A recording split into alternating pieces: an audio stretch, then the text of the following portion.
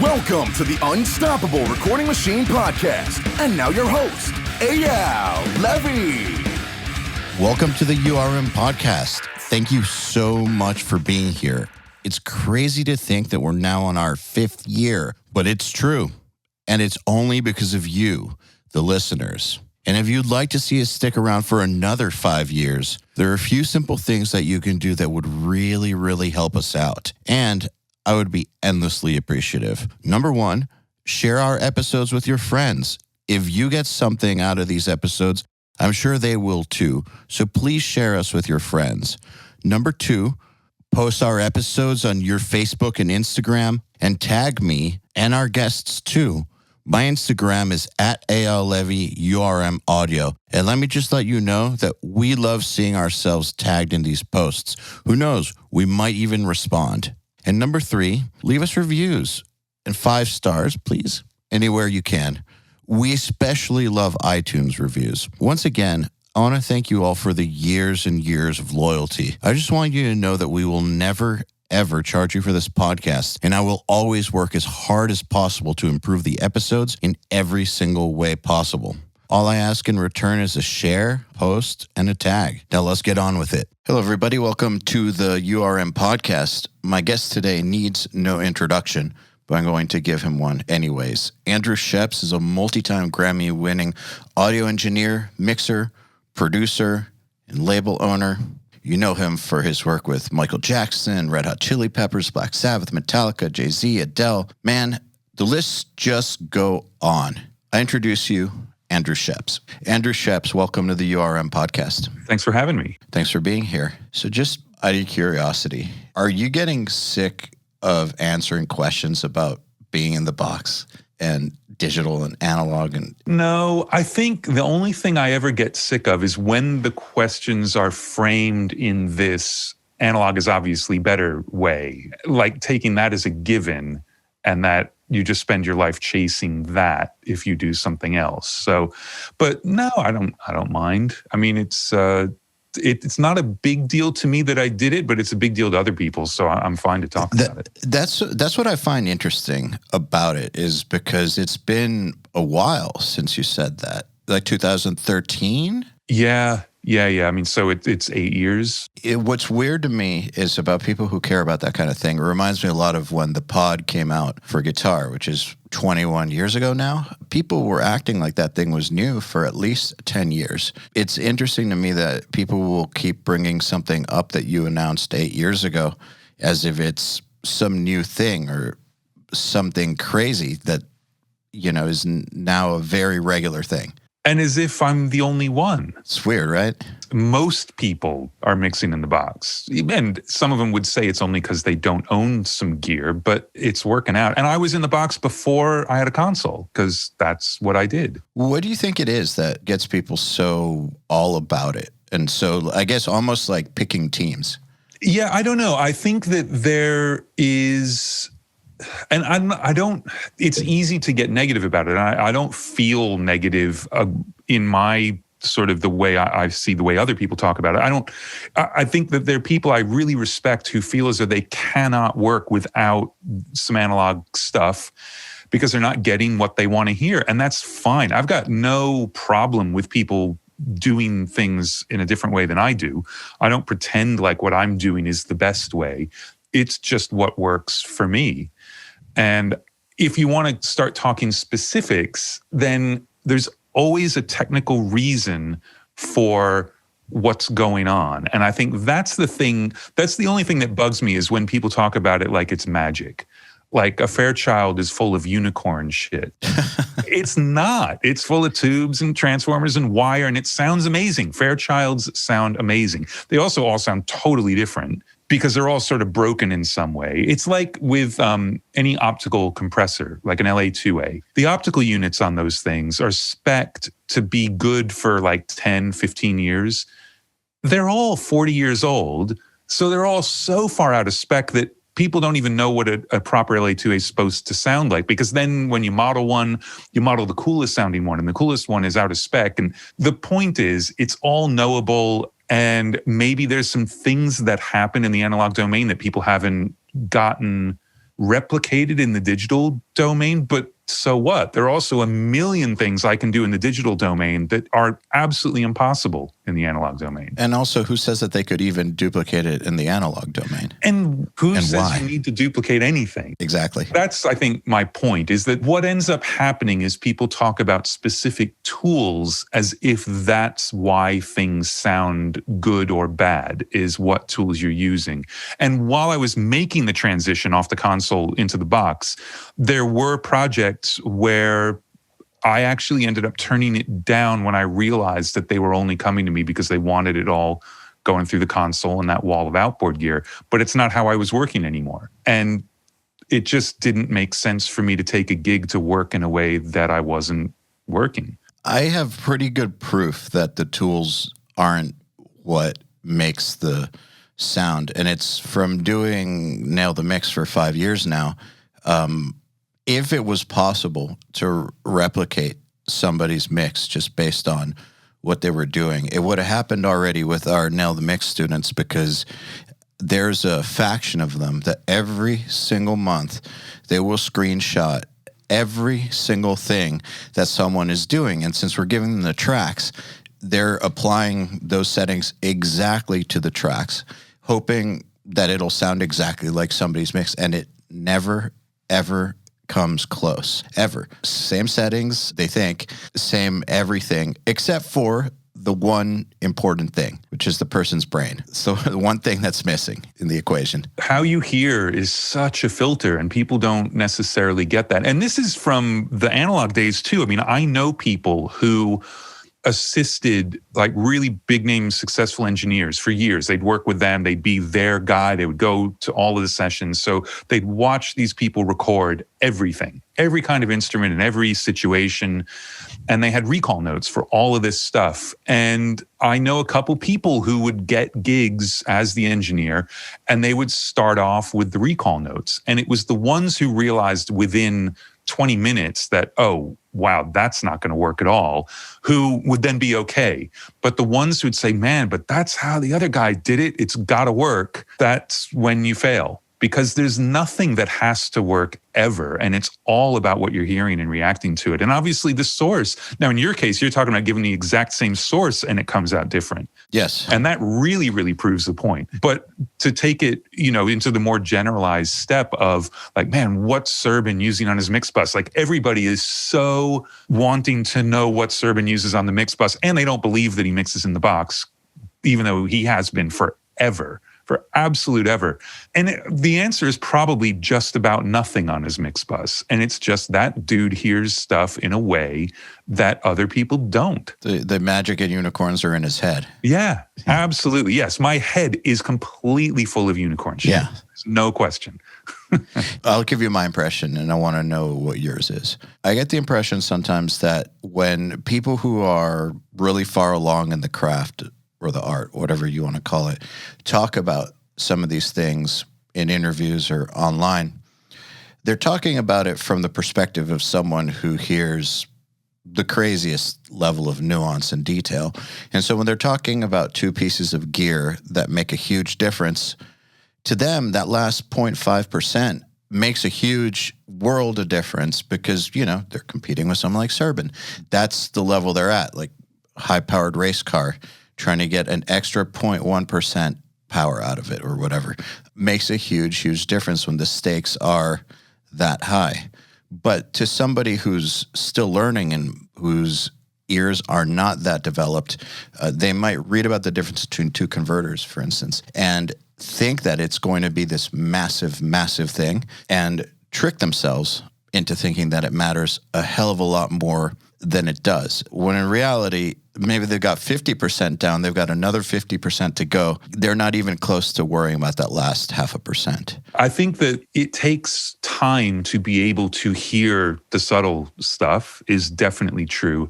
But I think the dangerous part is when you read something like that, and then that's now your excuse for why you don't like your mix. It's because you don't have those converters. You don't have that plugin. You don't have that compressor, whatever it is. And that's the really dangerous part.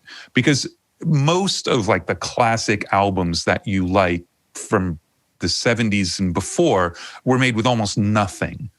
Absolutely nothing. And it's nothing to lust after. I mean, they're made in great rooms, but the point is it's great players with great songs, playing great instruments, and you can stick a 57 in there. I mean, Susan Rogers tells an amazing story about the drums on Nikki, Darling Nikki, where one of the power supplies for the console was just broken. There was no negative voltage in the console. So everything is half a waveform, completely distorted, completely broken, but you make it work. And that's I think the thing you learn is to react to what you're hearing and realize that that's where the song is going to come from and that's where the music is going to happen. And you can make anything work with anything. And it's also why I think the more for recording engineers, the more experience you get, the less you're doing on the way in. Because instead of hearing a kick drum and you've got this idea in your head about what a kick drum has to sound like, you hear the kick drum as it is and immediately sort of see how you can build the rest of the kit around it and how that's going to work with the rest of the song and it's all going to be cool. As opposed to, man, I got the kick drum right, but everything else around it is totally wrong for that kick drum.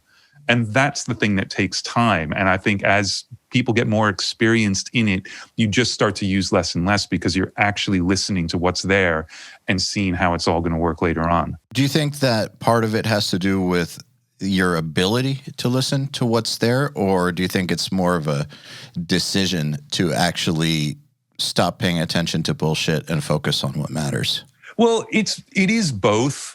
It's both, because I think you also have to like broaden your view of what is going to work as a kick drum sound. For instance, like the kick is a really important thing, especially in rock tracks. And you feel as though if you study certain bands like Metallica, that kick drum, for all the bizarre stuff they've done with snare drums over the years, that kick drum has not changed. Iconic, bizarre. And so I think that can become like oh man, I want the kick to be like that. But without having a drummer who plays like that and songs that work with that kind of thing, it may not work. And so that is definitely something you have to learn to do. But that's more of a mental exercise that will happen naturally over time, but you can probably speed up the process if you just force yourself to not change some things and make other things work about it. And what's great is that now you can get raw material and try this with mixing. So having to do it while recording with a band in a studio, especially if they're paying money, that's brutal. But to be able to sit at home with raw material and say, you know what, I'm not going to even EQ the kick drum. And I'm going to build up these drums and see what I can make work, taking some of the kick from the overheads and using a room mic. And then now I'm going to bring the close mic up just to get that little bit that's missing from the other mics or whatever. Just giving yourself an exercise in a way to build the drum sound. And then you can expand that to the whole mix. You know, start the mix with the guitars and now make everything fit around it. Never, ever solo the drums.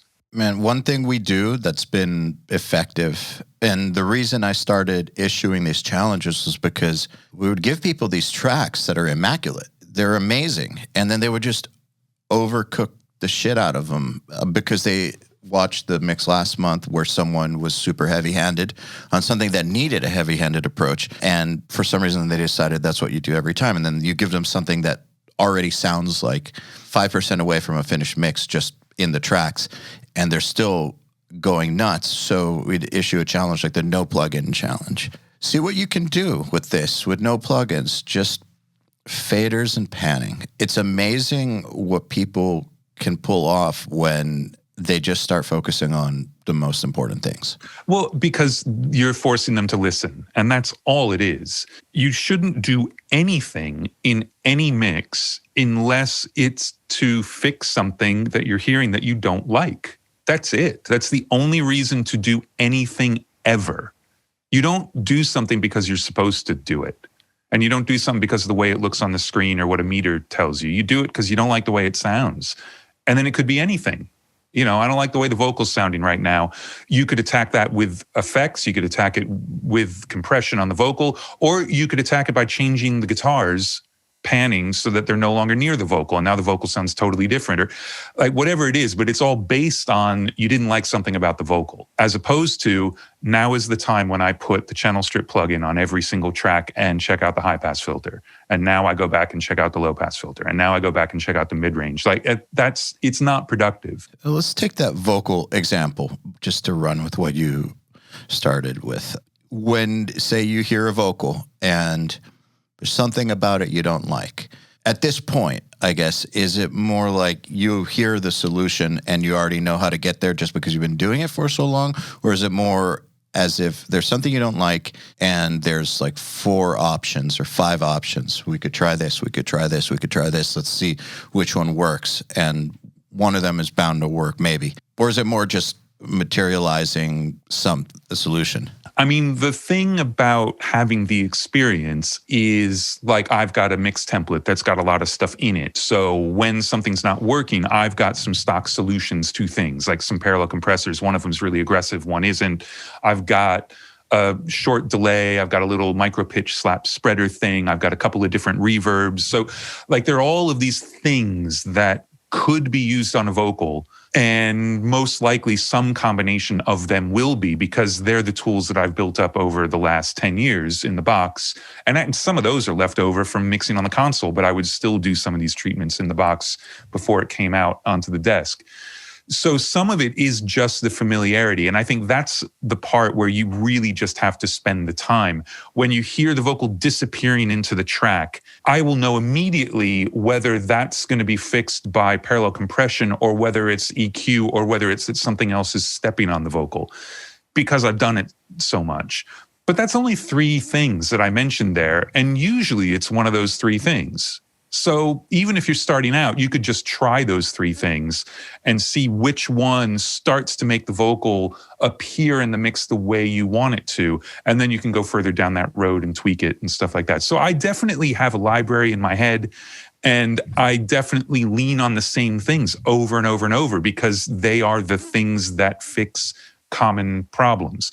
And then I custom build stuff for every mix as well. But the sort of structural things, definitely from experience, they're all just sitting there in my template waiting to get used. And as you work, you just got to start building up your own library of that stuff.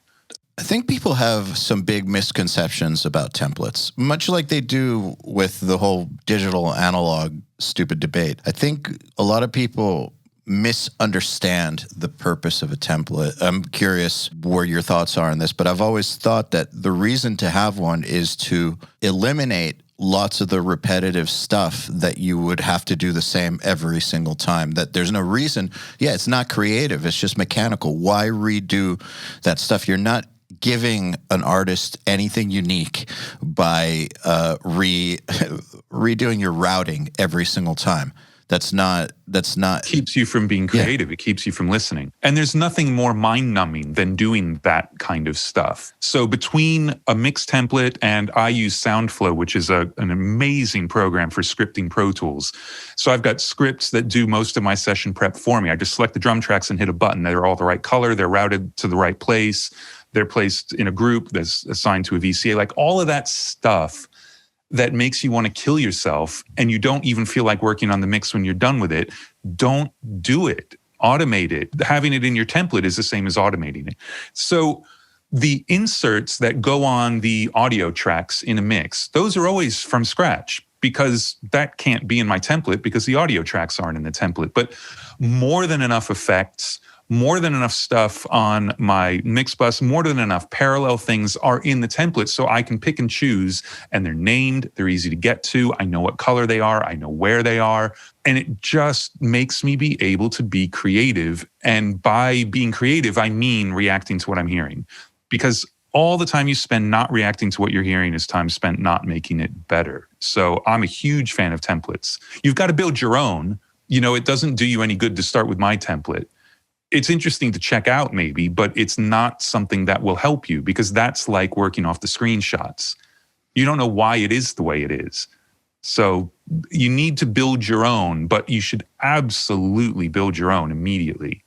It's interesting with the templates because that's one of the hardest things to try to get through people's head. It doesn't matter if you get somebody else's template. It might be interesting to look at how they do something. It might give you a little bit of insight, but it's not going to solve your problems for you. And it's not going to get you through mixes. I mean, what it's good for is to get an idea of how people think. Yes. I'm a huge Chad Blake fanboy. And fortunately, I know him. We're actually friends. But I've watched every single video that guy's ever done, and I've screenshotted stuff just to see, can I apply this? Can I figure out what he's hearing? And 90% of it absolutely doesn't work for me at all.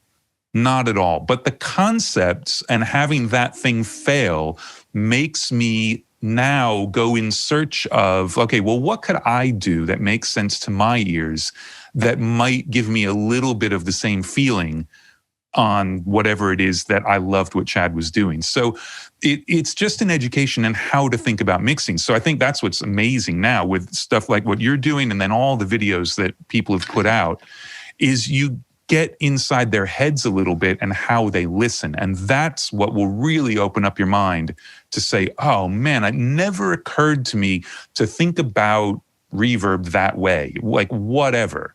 It's the big concepts, and then it's easy to go build your own. And it's not this daunting thing of like, wow, I don't even know where to start. Well, first of all, I think it's really, really cool that you're still looking at educational content. And I'm not surprised either. It's amazing to me how many people who are doing things for real, both on the musician side and the producer mixer side.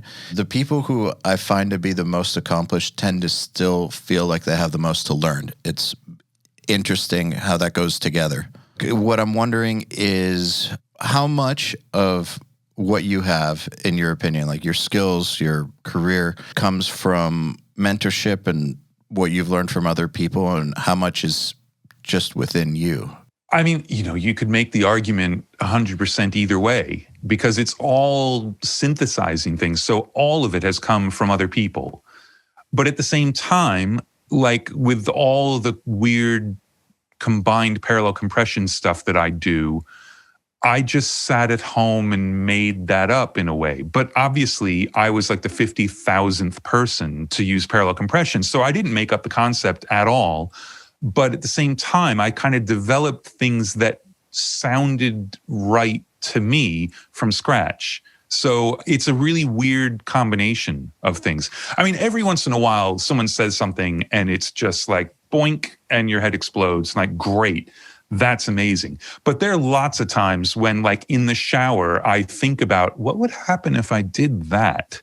And then I come and try it, and most of the time it's total crap. And every once in a while it's like, oh, that's interesting. And then that sends me down a little rabbit hole, and I kind of figure something out. And then sometimes it works on one mix, sometimes it sticks around for a month, and sometimes it's been in the template for 10 years. And so where do those things come from? They're all based on someone else's stuff. I mean, I haven't made anything up myself, really. It's all based on stuff you've heard and synthesized over the course of decades and through a bunch of experience and trial and error. Yeah. And the trial and error is really, really important because you have to understand how it's not how things sound, it's how the sound of things makes you feel. And that's really difficult to learn. And then it's how does that stuff in context work? Because you might have the best drum sound in the world and it absolutely does not work in the mix. And there's nothing more depressing than that, but like no one gives a shit what the drums sound like on their own, because that's not what they're going to listen to. Was there a point in your career where that dawned on you? Did you always get that? No, because I'm still figuring it out, but I think that it's been a long time. Well, that's not true, because I still catch myself doing it every once in a while. I basically now don't do things because I feel I should. I don't do busy work anymore, ever, on mixes. And part of that was getting into the box, because I could work on more than one mix at a time. So to be able to just close a mix as soon as I'm not feeling productive, or I don't want to do what I need to do next, or whatever reason it is that I don't really want to work on that song anymore, I just close it immediately. So I don't keep track of where I am in a mix, and I don't remember what I did last. So that forces me to always just be listening. and just reacting to what I hear. And sometimes I open something up and it surprises me how far along it is. Like, wow, I don't remember spending any time on this. And maybe I didn't. Maybe it just didn't need to be messed with. Or maybe I spent tons of time on it and I've forgotten. And that's okay. I'm fine to be senile about these sort of things because it really does keep me listening, which is obviously, I keep saying it over and over, but it's the only important thing. What's your definition of busy work on a mix? Cleaning up edits that are fine, high-passing things that shouldn't be high-passed. Just doing things that someone said you should do. Yeah, just doing anything that isn't based on what I'm hearing. What should you ever do in a mix that isn't because it makes the mix sound better to you? Like there's nothing you can come up with that I would say, yeah, well, okay, session prep. You got to color code, you got to make, but that's so that you can work better. But when you're doing things that change the sound of things, it should only be because you want the sound changed. There's no other reason to do anything. And as much as this goes back to like your first question about the in the box and the huge discussions people get into about analog versus digital and blah, blah, blah. If you do a mix and you're lucky that someone other than you and the artist and all your parents hear it, they don't know what you use. They don't care what you use. They hit play and they hear what they hear and they make their own decision based on what they hear. And that's it. That's the only thing you need to know about mixing is it has to work when there's no context. Was it a surprise to you at some point when you realized that people besides yourself like your work? Yeah, it's still shocking to me. Still mind-blowing? Yeah, it's still mind-blowing. Every once in a while, I do something and I think, oh my God, this is awesome. And usually those are the ones where I've done something totally different than what the artist wants. And I get pages of notes or I get fired or something like that. It really is that way. Like if I go too far down my own rabbit hole on something, that's usually when it all blows up in my face, but I think it's amazing. So yeah, I mean, look, it's easy to be over humble too. So I'm very proud of a lot of the stuff I've managed to do.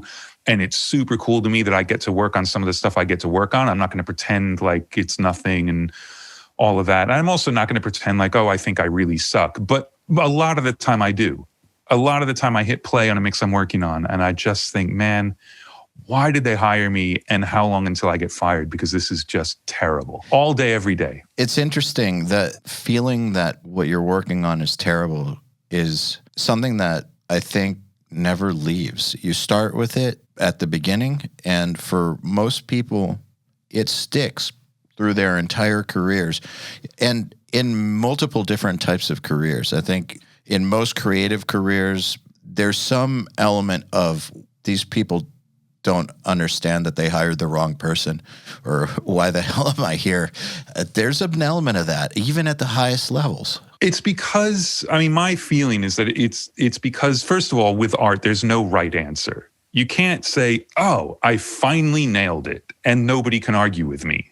Like that can't ever happen. There's no right mix. But for me, and I'm sure I'm not the only one, it's also that when I very first start working on a mix and I hear the song for the first time or the first couple of times, in my head, I know how I want to feel. I know that I want this thing to just be insane and I want that to make me want to cry and this, like whatever it is, it's always in these vague emotional terms. And I wouldn't even put it into words, but you kind of know where you want this mix to end up and you always fall short. So if you haven't attained this absolute nirvana from the time you hit play to the end of the song, you failed. So there you go. So you're always dealing with that. Yeah. I guess the funny thing is, though, since you don't inhabit other people's headspace, you have no way of knowing whether or not they're feeling that shortcoming either. And I think a lot of people almost talk themselves out of a job because they'll convince other people of a shortcoming they didn't even know was there. It's a bummer. That's the other thing is that when you send a mix off, don't ever send anything in the email with the link other than, hey, the mix is up. Hope you like it. Let me know. Like, that's it. Don't ever send an excuse about something. Don't ever send a thing that says like, well, the reason this is happening is because the recording was terrible. Like, none of that matters. Don't send that. those are your mix notes to yourself. So fix them and then get your email to say, hey, the mix is up. And that's it. Has there ever been times where you send something and you're thinking to yourself, this part still isn't done? You don't write that, right? You send the email the way you said, but the vocals aren't quite there yet or something. Does it surprise you ever when you get back a note that calls it out, or where they say, it's perfect, good to go? Yeah, look, you're always, because you don't know what other people are sensitive to. You know, I'm sensitive to the things I'm sensitive to, and that's it. So it's hard to say like, oh, well, and when other people listen to it, they're going to react exactly the way I do. I mean, my feeling when I'm not happy with something in a mix is always that I really wanted it to feel like this, and I feel like it's coming up a little bit short. It's not as breathtaking as it should be, not as exciting. The other thing is I won't send it if I really feel like that. If there's a section that's not working at all, then I'm not done working on the mix. I have to keep going until I can fix that. And sometimes it's just you change your expectations. You make it do something else instead. But you can't send it if it's not working because it's not done. You can't just like hope that they won't notice. Do you ever feel like artists will notice too much, like focus on things that don't matter? Like, where do you draw the line? Because I've heard some mixers say, kind of like you just said, no one gives a shit about a drum sound if you're not feeling anything or you're not feeling the right things coming off the mix. So I've heard a lot of mixers talk about mix notes and get kind of pissy about having to work on the snare when that's not what's going to sell the song. So where do you draw the line between mixed notes that matter versus just dumb bullshit that doesn't? There's no dumb bullshit that doesn't matter because it matters to the artist and it's not my record. So unless I like that answer. You know that the person is doing it just to be a dick, which has happened. I mean, every once in a while you get people who are just like, man, we're going to make Andrew do some stuff for no reason. But 99% of the time, it's because they don't like it. And you can easily say like, man, the drums really work well. But if the drummer hates the sound of the drum kit, it's their instrument and you've got to deal with that. And it's not okay to say like, well, that's not going to sell any more records. Like, what does that even mean?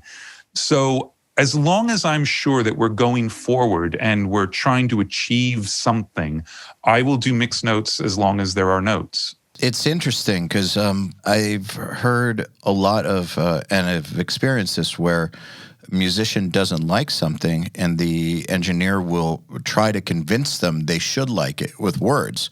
They're not reacting to an intellectual concept. They're reacting to the way something sounds and how it makes them feel. And no amount of words is going to change the way they feel about it. Yeah, and I think what I was talking about before with the very few instances where people are just taking the piss, it is because it's words.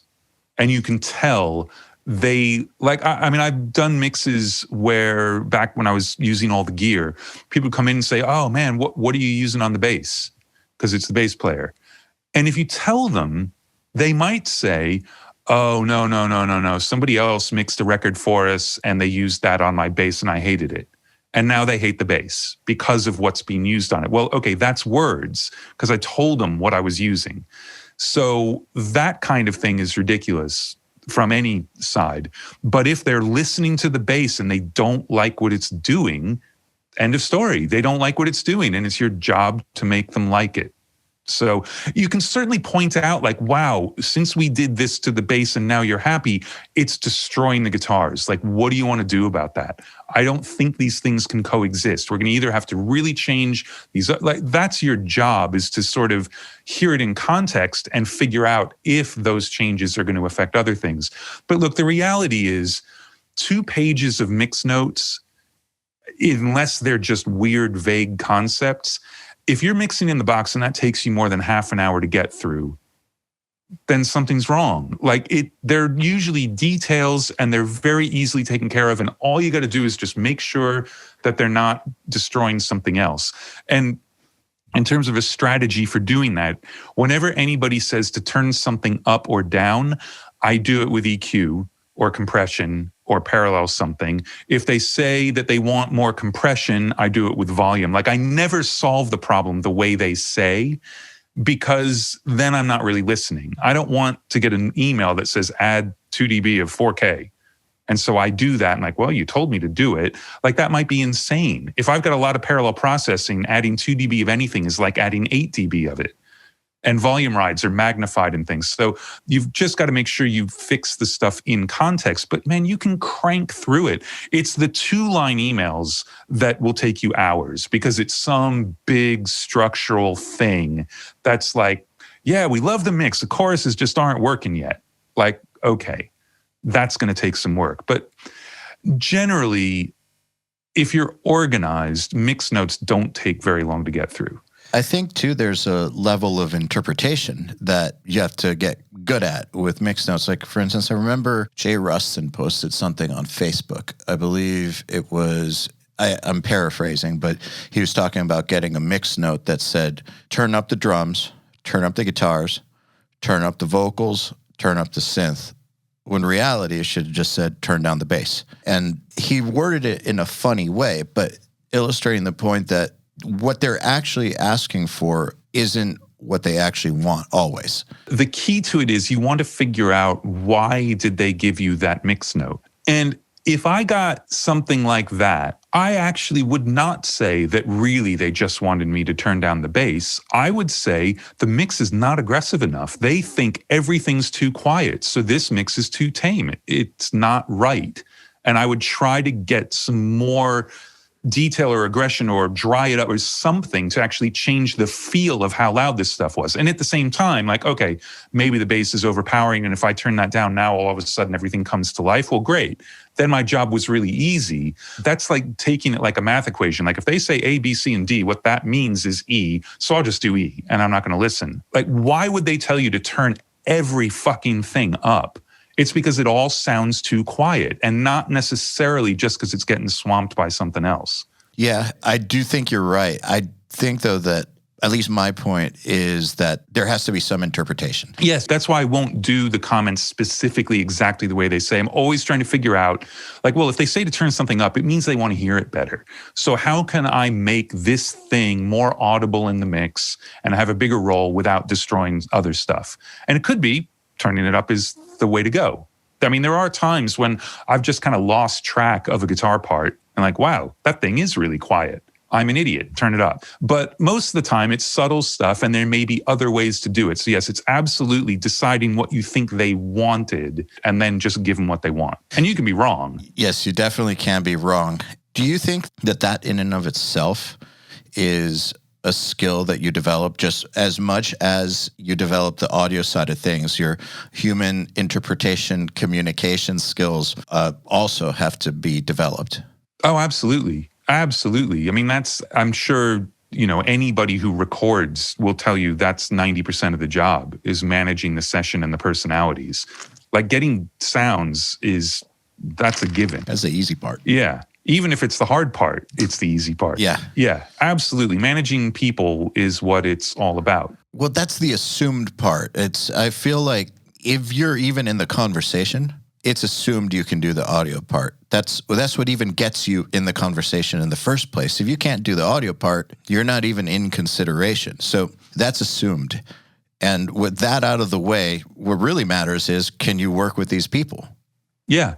Yeah, I mean, and it's interesting, everybody has a different take on it. Like Steve Albini would say, oh, I just document it. I'm not producing. I have no input on these records. But there's no way he's making 600 records in his career, 1,000 records or whatever it is, unless people absolutely want to be in the room with him making records. And he doesn't want to hear it, and he won't admit it, but there's definitely something about having Steve Albini in that room that is more than the fact that he has a great studio and knows where to put the microphones. There's got to be. Yeah. There is. I appreciate what he says his thing is, but I also feel like in some ways it's just very humble. It could be. And look, I don't doubt that he believes, because he thinks really long and hard about this stuff. So he absolutely believes what he believes. But the reality in terms of how other people experience it is They love making records with him. It's not like he's never had repeat clients, because that's a pointer to something weird going on. He has tons of repeat clients, and they just love making records with him. It might not even be something conscious he's doing. It could just be that his unique chemistry, brain chemistry, vibe as a human just works for so many artists that they feel great around him and do great work. Absolutely. And look, you could say, well, look, let's take what Steve says take him at his word that he does absolutely nothing to influence the record whatsoever. Well, that empowers the artists to say, man, we are 100% in control and we are going to realize our artistic vision with nobody fucking with us. And that's an amazingly strong position to put an artist into. So even if it is as simple as that, that's still huge. That's still doing something, though. Part of what makes a great producer is knowing when to get the fuck out of the way. And it's a decision to get the fuck out of the way. It's not, I don't think that it's something that a type A personality, which I think all great producers, all great mixers are type A's, you have to be that way in order to be able to handle projects like that and personalities like that. So for someone who is a type A to get out of the way like that, that's a choice. It's definitely a choice. Yeah, and goes right back to the beginning of the discussion about, handling people. It's knowing, like, you think about recording vocals with people. Some people, you get to the end of a take, and if you say, well, let's do one less like shit now, that's funny, and it relaxes them, and they're like, oh, okay, ha, ha, ha. Don't suck this time. Other people would not be able to take that, and you've got to just sit quietly, or you've got to only be encouraging. And you need to figure that out before you ever start recording vocals, like what this person is into, and that could change day to day. But that's so important, much more important than your choice of vocal mic. How did you figure that out? Did you figure that out through missteps, or was it something that somebody taught you, it was observation, or just this natural sense for people? I've always been somebody who's trying to, I'm not saying this is necessarily a good thing. Like, I like people to like me. And I don't think I modify my behavior into somebody I'm not to make people like me, but I'm always aware of how people are reacting. Oh, it's good to be liked. As soon as I start interacting. So that's just carried on into the studio. That's not necessarily a studio thing. I mean, the studio things you learn is when to shut up, what the chain of command is in a session, and how to read that sort of stuff. And that is stuff people mess up once. And if they're lucky, whoever is brought them in on the session is cool enough to take them to the side and say, hey, man, don't do that. And then you learn it because as soon as you think about it, it's obvious sort of thing. But the interpersonal and how to read people, that's just life stuff for me. I think one of the things that up-and-coming producers, musicians need to be real careful of in this day and age specifically is because you don't have to go to an external facility anymore to do everything, because you can just develop everything in your bedroom in isolation. This is, something unique to the past decade, is you can do this without being around other people. I think that it's actually a big, big danger to people wanting to get into this line of work, that they can develop all of the technical skills without any of the life and interpersonal skills, spend their 20s and late teens and maybe even early 30s in a cave, and then not know how to deal with people, not have a network established, not have any of those other things that you need in order to get the vehicle to go down the road. It's scary. Even with people who've decided to go out and do things in a group. Like I talk at colleges and universities all the time, and you go in and you've got 50 production students, and there's some big common area at the school, and they're all on their laptops with headphones on, and they're not talking, they're not playing each other their stuff. And so I've tried to make it, whenever I do this, like with the production classes, I say, look, I want to do mix reviews.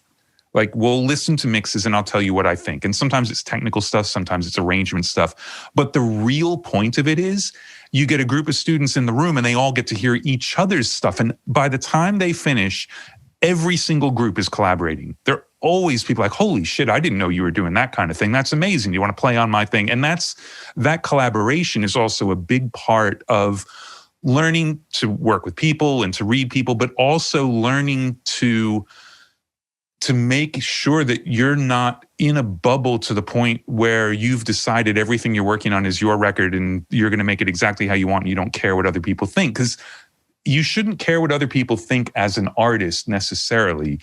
But if you're trying to make this your job, then obviously you've got to care what other people think, and you've got to start interacting with people and start understanding how other people react to your work and stuff like that early on. Because otherwise, if you do like what you're talking about, and then all of a sudden a record comes out and there's a negative review, you're going to want to kill yourself because you're not used to anybody passing judgment on your work.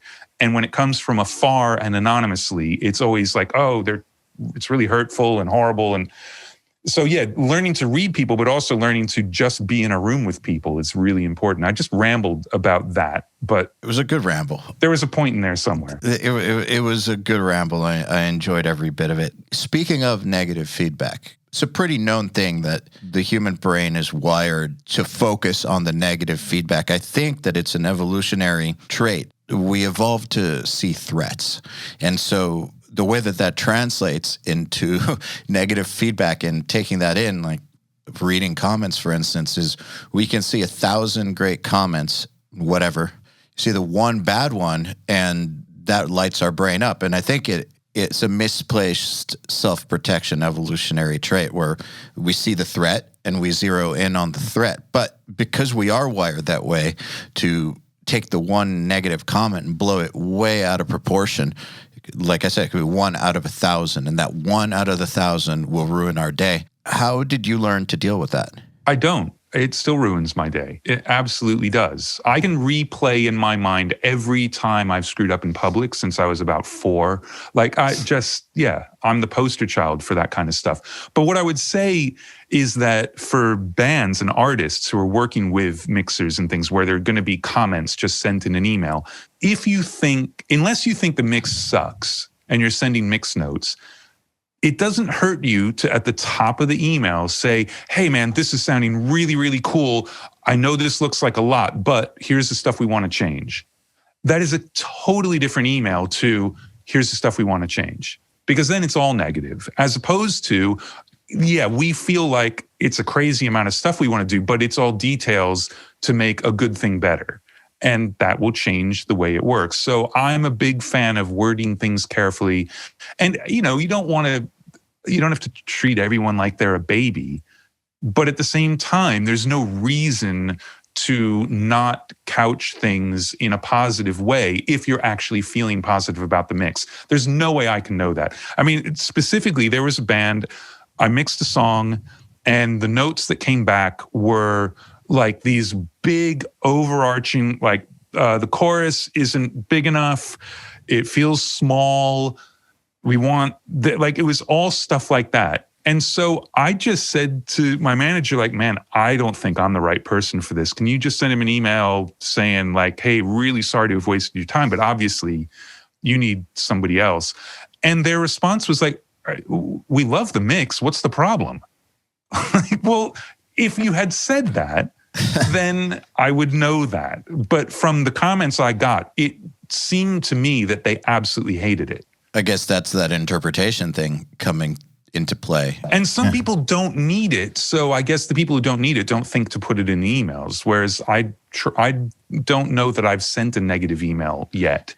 And I've been emailing for a while now. This is something I've had to learn how to do. And I think I got it from my dad, because my dad is the type who, I remember he got himself into trouble with orchestras back when I was paying attention to this was in the 90s, but I remember he'd get himself into trouble because he would, at the end of a rehearsal, he would just say something like, bravo, clap, leave. Or just, point out flutes louder, bar 114, chorus, come in like this, whatever, bravo, out. And the comments would be, he hates us. Like, he thinks we suck. It's like, he said bravo. Like, he said bravo. Like, he doesn't think you suck. He wouldn't have said bravo if he thought you sucked, but they interpreted it that way. Yeah, and it's not like you need to heap false praise on things. Like, look, when I'm listening to the student mixes, at the end of the song, my first word is always awesome, or, oh, that's great, oh, really cool, or like something. And then everything else they get is negative, because that's the whole point of me listening. And they only give them 5 minutes per song. So I'm blasting through these things. But you don't want to just say, wow, that's shit. okay, here's some ways to make it less like shit. Just quit. Yeah. And look, there's some things, most of the time, actually, this stuff has been really good, which is amazing over the, so many schools and whatever. It's incredible how creative people are being right now and how good they are at doing it. But every once in a while, there's stuff that has like real fundamental problems. But then even that, you can say, look, I can see kind of what you're going for. And if you get this right, it's going to be amazing. But your drums are so fucked up that no one will ever want to listen to this. And they will like, oh my God, you're right. And they want it to be amazing. And therefore, they actually welcome what is really 100% negative. But it's fine. Well, I imagine that if you're saying, I can see where you're going with this, and if you get it right, it'll be amazing. You're not bullshitting. If they did fix what was wrong with it, it could be. Potential in just about anything. I mean, every once in a while I hear something, and it's like, wow, I just never want to hear that again, ever. Most of the time, it's like, wow, this could be cool if this happened. And if the what needs to happen is absolutely everything, all right. But now you got to do everything because right now it sucks, but it's going to be amazing if you get it right. Could take a few years. Yeah. You might have to start over, whatever. But you don't want to tell people that their art is bad because it isn't. To them, it's the most important thing they've ever done in their lives at that moment. So you're wrong if you just say, wow, that sucks. And it's not just art. I think, for instance, when dealing with my employees, for instance, we're making products. We're not making art, but that doesn't mean that they take it any less seriously. They put themselves into it, and we have some very complex projects that have a million details. And if I'm sending feedback that's got like 50 different points on it of things that need to be changed, I need the person to know that they're doing a great job and that I'm not tearing them down, that we're on the right path. We just need to fix this stuff, but we're good. We're good. You're doing great work. And I'm not saying that as BS. It's just, I know that if all they got were these 50 points of feedback, they could, we're all creative people. They could create a scenario in their head where I hate their work. And if I hated their work, they would know. I don't want them to falsely come to that conclusion. No, look, it's a real skill to keep people up, but the corollary is you also need to make them realize that those 50 things have got to be right, and they're not right, and you can't skate through it. Absolutely. And they're going to have to work really hard, and there's a really high bar. But the point is, you believe in them to reach that bar, so let's be amazing, not pretty good. Yeah, absolutely. So are you a lone wolf, or do you have people under you?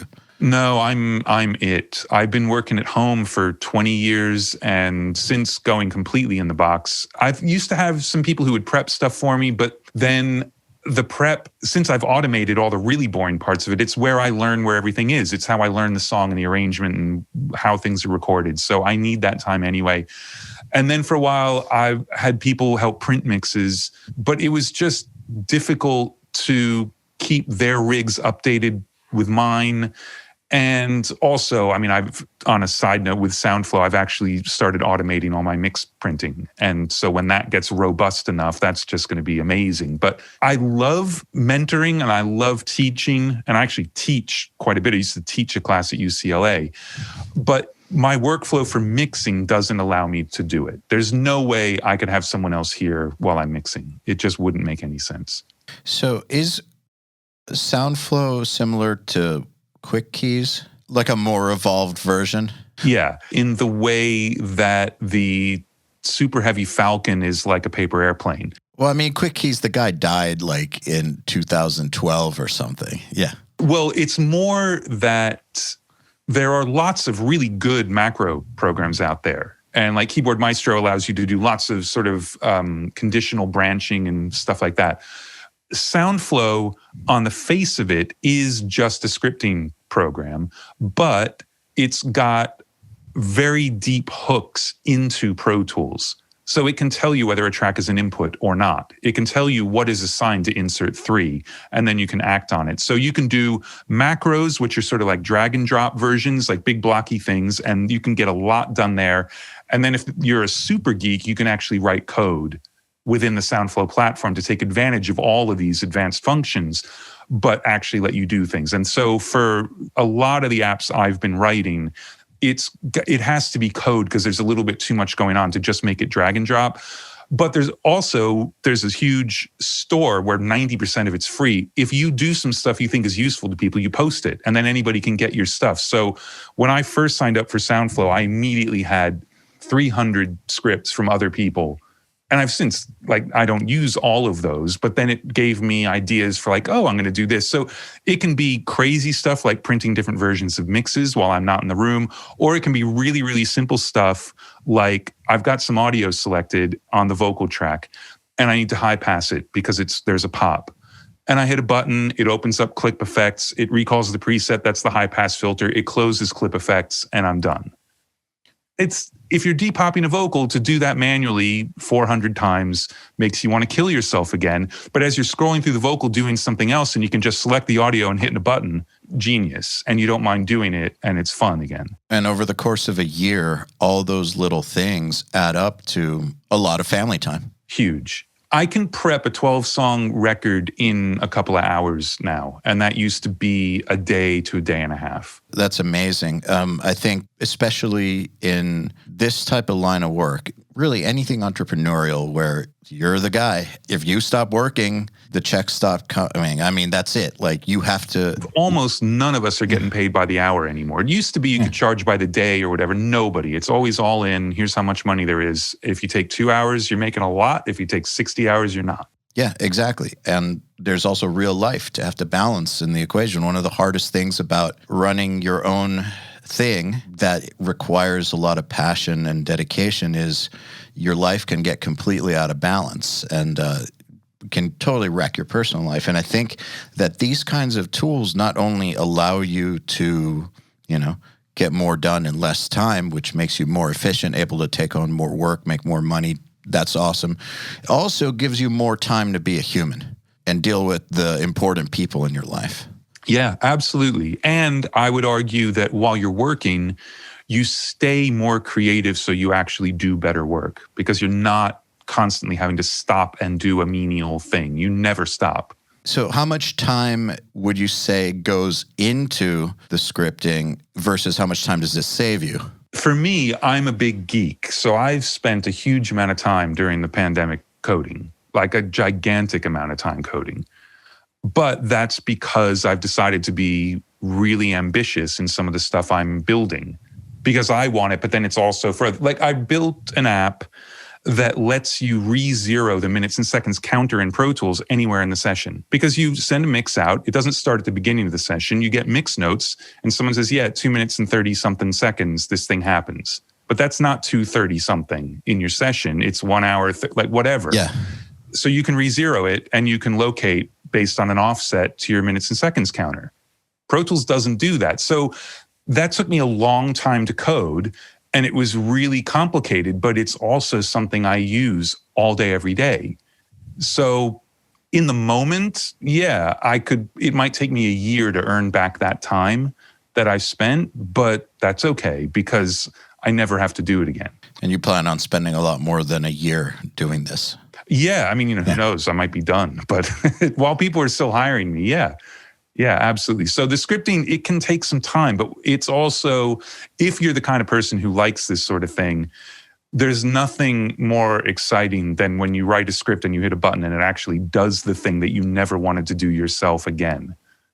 Yeah. Best. I mean, and if you're not that kind of person, be thankful that there are those kinds of people in the world. You could easily sign up for SoundFlow and just exist on stuff other people have done. You don't have to spend any time doing it. Is coding something that you've always done? I've always wanted to and never did it. And I think that the motivation, because I saw what I could be able to do, was so high that I just forced myself to learn. And also Christian, who's the CEO of SoundFlow, is amazing. when I started, there's a really active forum on the website, and I started posting questions expecting like, oh, maybe in a week, some other user will answer my question. I don't know what to do. And Christian was there like within 5 minutes, like, oh, here's how you do it. And here's example code, and like, check this out and check that out. So I feel like I've gotten a graduate degree in computer science in the last year just by doing this stuff. So you just said something I want to key in on. You said, if people are still hiring me. And well, okay, I want to focus on that for a second, because I think that there's an idea people have at the beginning that they're going to get to some level where their anxiety's gone about the future, where they're set. And I know that that's BS, but it's interesting to hear, even if you're joking, that thought is still in your head after all this. I mean, when I say it, it comes out a bit like a joke because people wouldn't believe that I could be thinking that. But I've had months-long droughts in my career. I mean, I won a Grammy for the Adele record and didn't work for 3.5 months. Yeah, that says it all. I mean, seriously, zero paying work for 3.5 months. And some of it, it's just schedules and stuff pushes and whatever. And I'm not going to pretend like it's as hard for me now as it was when I was starting out. Absolutely not. I am so fortunate and I'm in such a good position. And generally, I can count on there will be something. But sometimes there isn't much. And like, to be honest, during the pandemic, there are very few projects that have had something even close to what you would have said a normal budget is. And obviously, the idea of what a normal budget is shrinking by half every year anyway. But yeah, I don't think like I'm done. I'm sure I will get work for at least the coming time period or whatever. But who knows, man? There are new people popping up all the time where, like, Sean Everett is like a fucking meteor right now. That guy's amazing. And he didn't come out of nowhere. He's been at it for quite a long time. He was engineering for Tony Berg for years. And he's great. But now he's an absolute star. And I'm sure that some of the records he's doing are some records that maybe I would have been considered to mix. So that work's gone away. Like, there's versions of that where there are new people, there are other people. And the only thing I think that works in my favor is that my discography is so weird that no one can say like, oh, he's the guy who does that, and that's not a thing anymore. I'm lucky enough to have done a little bit of a lot of different stuff that I'm hoping I hang around. But what that also means is I'm never top of the list for somebody. It's never like, hey, we're doing this thing. Oh man, Andrew's the guy who does that. Let's get him. I'm like in the mix on lots of stuff to be possibly considered, but not necessarily first choice on most things. Do you have a preference? Because I could see there being pros and cons to both. Because, we deal with a lot of metal guys at URM who are, at the top of the metal world, but that's what they do. And, with the metal world, some people can do other genres and do well across multiple genres. But I'd say 90 to 95% of the really awesome metal producers just do metal, and even a specific type of metal. So they're the guy for that. And they become the top of the list for that. They're not the top of the list for a reggae artist. They're the top of the list for black metal or for whatever. They're the death metal guy. And they do great, but that's what they do. Whereas not necessarily being the guy for one thing and being spread across multiple genres and being in multiple conversations, I could see the pros to that as well, that there's more chances for work. Maybe. Yeah. Do you have a preference? I love that I've been really broad, because as a listener, I'm really broad. I think when you're young, you tend to say like, I like this kind of music and I don't like this kind of music. But as you get older and you listen wider and you start to sort of, I don't know, you just listen to more and more stuff. At least for me, I've realized that the genre makes absolutely no difference. It's the emotional impact of what I'm listening to. I like sad things. I like angry things. I like dark things. I like dissonant things. That could be jazz. It could be classical. It could be metal. It could be whatever. There, super pop stuff, there probably isn't a whole lot. But even that, like, I'm not going to listen to it a lot, but I can absolutely appreciate the Billie Eilish record. It's amazing. Yeah, it is pretty great. And that sort of thing goes across any genre. And then my actual listening of things I do think are great. Like, look, if I love the way I describe the emotions of that stuff, you would say like, man, you'd be good on a lot of the darker metal genres. But then I wouldn't be listening to Alan Johannes, who put out one of the best records I've ever heard this year. Or I guess it's last year now. His album Hum is fucking incredible. Incredible. And if I was sticking to genres, I wouldn't be listening to it. Mm-hmm. I'm very happy to both listen and work across a spectrum. And do you see it as a con? First of all, if it actually is the way that you say, that not top choice for in any of the conversations, but just an option, if that is the case, do you see that as a con? Well, it would be, yeah. And I think it is true. I don't know to what extent it's true. This isn't like a black or white thing. That's why I said if. Yeah, I do think it is true. I don't think anyone says like, man, Andrew's the best at this thing, like whatever that is. But you can also find something in my discography for kind of anybody, like from 99 Problems to Black Sabbath, like, and everything in the middle. There are classical records I've mixed. There are jazz records I've mixed. And so there's something you can find that's relevant to whatever it is that you do, perhaps, if you want to go hunting. But I don't know that I've got this kind of recognition of like, oh man, we want this thing, he's the guy. And I'm fine with that because I don't necessarily want to be somebody who has a stamp that they put on everything they do. Though some people say that they can hear my mixes a mile away. So obviously I do have more of a stamp than I think, but I always feel like I'm just mixing what's there and reacting to what I'm hearing and all that. So I would rather be like that. And I'm not going to pretend like I've had a really, really hard time, but I have had some weirdly timed droughts, and many of them, and lots of them for multiple months. So it's weird, and I attribute it slightly to that, maybe. Do you ever get a feeling in a drought, like the fear that maybe it is over? Oh, of course. Yeah, man, it's weird. I've always had that sort of feeling, and even, with what we're doing, like we just had an amazing year in 2020, and then my thoughts aren't, fuck yeah, it's, oh no, how the hell am I going to do this again or better? That's where my thoughts go. I mean, that is always, it's a really weird thing and this is not in this context necessarily, but like the idea that if a company isn't growing, they're dying, like that's really weird to me. If you're a physical shop, there's a certain amount of shit you can sell. And if you sell that amount of shit, you're good. And like, that's not a bad business model to me. Like, I don't need to be mixing more and more and more records every year, or even necessarily charging more and more and more for the records I mix every year. As you're coming up, there's obviously a trajectory. No, but you want your skills to keep developing. So I think the metrics are different. Like your metrics are, well, obviously you have to be getting work, but even if there's X amount of work you can take per year, you can't take more because how could you? There's not time. Still, I think you have a metric, whether it's a hard metric, like an actual number or whatever, there's a certain skill that you're trying to grow, certain ability that you're always working at. So there is something you're trying to get more of. Trying to suck less. I mean, there's no question about that. So there you go. It's the same thing. Yeah, but it's never in terms of volume of work or anything like that. Like me not having work, it makes me think like, wow, maybe people are going to be not hiring me anymore. But it doesn't make me think like, wow, I guess I'm just a really shitty mixer at the moment. Like in my own head is where I can assess that.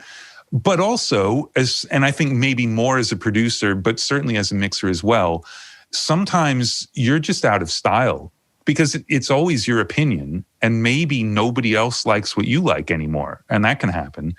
Like Rick Rubin's genius is he likes what other people like. Garth Brooks, that guy, at one point, I had a very funny conversation with Don Was, who's working with him, and it was when he was going to make I can't remember, what was his alter ego? Chris Gaines. Yeah, Chris Gaines. So he wanted to make that record. It was really important to him creatively. But the sort of concept was like, dude, your fan base is so big that if you alienate all of them, there aren't enough people left in the world to make up another fan base that big. Like he'd actually gotten more than half the people in the world to buy his records, which wasn't strictly true. There's a lot of people. But you need to assess like where you are in the rest of the world in terms of if your taste lines up with theirs. But that also isn't a reason to assess your own worth just based on what other people say about it. Because like we were saying before, there's no right answer. It's all unknowable. So you have to love what you're doing, even though you're just doing it to other people's records, as much as an artist needs to love the records they're making. So do you love what you're doing? I don't think I'm very good at it, but yeah, every once in a while I think like, holy shit, I made that thing feel like that. Yeah, that's still super exciting to me. Is it one of those things where that one time, once in a blue moon, where you get that feeling makes all the times where you don't quite reach that height worth it? Yeah, I mean, and the other thing is, like I said before, if you don't achieve what you feel you need to achieve, well, you can't send the mix. So I always end up somewhere that I actually think works for the song. So it's not like, man, failed again, let's send the mix and see what happens. Okay, makes sense. Like you do have to get to the point where you're more than happy for them to listen to it. And sometimes it's just like, I think this is as far as I can get. I've fixed all the obvious stuff and the song plays itself, and now I need their input because I really don't know how far this is supposed to go or something like that. It can be nebulous and weird, but it's never like, wow, I give up and have a listen to this. So just out of curiosity, like you said, you've worked on a lot of different kind of stuff and everything ranging from Adele to Metallica, and those are some pretty high pressure artists, I think. At least from the outside, it sure seems that way. That kind of pressure, is that something that you had to learn how to deal with, or do you think you're naturally suited for it? Because I think a lot of people would crack under the pressure, even if the job is the same, it's just doing what you do. There's all this extra stuff that comes with megastars that you have to be able to not collapse under the weight of. Yeah, fortunately, most people, when they get slightly successful, calm down. So like someone starting out can be really difficult sometimes or whatever, but I don't know. I mean, you know, and different people are different, and there are definitely some people who are more, I don't even know what the words are, just more difficult to deal with. But in general, when you've had some sort of success, you're comfortable enough in your own skin that you're there to make a record, like you are working. And so the work really is the same. And I think I've always had this weird ability to not freak out, like because I'm working with someone famous or someone I absolutely love. And I mean, I have super fanboy moments where I cannot believe I'm in the room with some of these people. But the interaction immediately becomes very natural, human to human, and I think they appreciate that, and that serves me well. Did it take a while to calm yourself down, or were you always calm? Like you said, with people who become successful get calm, is that something that you went through? Well, I mean, I would always be incredibly nervous going into a session. You know, is it all going to come apart at the seams? Am I going to get fired? And all the usual stuff that you have going in. But I think I've just always been able to just not let that out. Because the thing is, it's like if you say something mean to somebody, in the moment, you really wanted to say it, right? And it makes you feel better. Like, but you think about, well, what's the situation going to be? What's the aftermath of me saying this? If I actually say it, have I just derailed the entire day, the entire project, like everything? And this obviously goes outside of the studios. It's just interpersonal relationships. So I think I've always been very good and very fast at saying like, wow, if I go through with what's about to come out of my mouth, that's going to fuck things up. Don't do it. So it makes me swallow things, and maybe that's not good, and maybe some of this should be let out, and I probably need therapy. But the corollary to that is I also just treat people like normal people. I mean, really early on in my career, I did a Michael Jackson tour and a Michael Jackson record, and we used to just hang out. But and it wasn't like I'm talking to him about, hey man, what do you get up to outside of the studio and what's going on with this? But while we're in the studio, we're in there to make a record, and he's super talented and a really funny guy, and we would just hang out. And there was no sense of like, man, I got to treat this person differently. And some people want to be treated differently, so you do it. And it's just obvious, like, okay, I need to defer. don't make eye contact. Like, but I can't even think of somebody I wasn't supposed to make eye contact with. Like, that hasn't come up. So it's the ability to just have normal interactions with people. It normalizes the situation in the studio, and then they can be artists or whatever. And I'm sure they really appreciate that too. I think so. I mean, and I think sometimes they don't even really notice it, but it's like, sometimes you can tell, like, wow, that doesn't happen very often, you know. But what it also lets you do is, it's like having the lines at the beginning of the email that say, wow, man, this mix is fucking awesome, but here's what we got to do. It means that while recording background vocals with Michael, and this didn't happen often because he's a fucking machine and an amazing singer, but you could say, hey, let's do that one again. And there was no like, why are we doing that one again? I think that was, and sometimes he'd say, nope, that was great. Like, okay, cool. And sometimes you just like, great, yeah, let's do it again. So it lets you have that level of trust that you've got to have to be assessing someone's performance in a session. And if you're having a weird personal relationship with a person, how can you tell them like, wow, we need to do it again? Which then goes back to do you tell them in a jokey way or a serious way or whatever? You got to read the room. But you're not even in a position to do it if you haven't set up like, for the moment in this studio, we are peers. That trust that you just mentioned, I think, is something that really gets in the way for people who are first starting. We get a lot of comments in the community or emails or questions to the podcast where people will say that, how do they get an artist to actually take their ideas seriously or to listen to them? And my thoughts are always, well, what's happening is, with some degree of certainty, I could be wrong, but they don't trust you yet. That's what's going on. They for whatever reason, it could be that you don't have enough of a track record. You could just be the convenient choice locally, but they didn't, if they had more money and could travel, they'd record with someone else. It could be any number of things. Maybe you vibe them out, who knows? But for whatever reason, they don't trust you. And you need to figure out a way to establish that trust so that they will be open to hearing your idea. And that's all it is, in my opinion. What do you think? Absolutely. And the best way to try and establish the trust is to be ridiculously competent and not talk about it. Fair enough. Just do it. Just do it.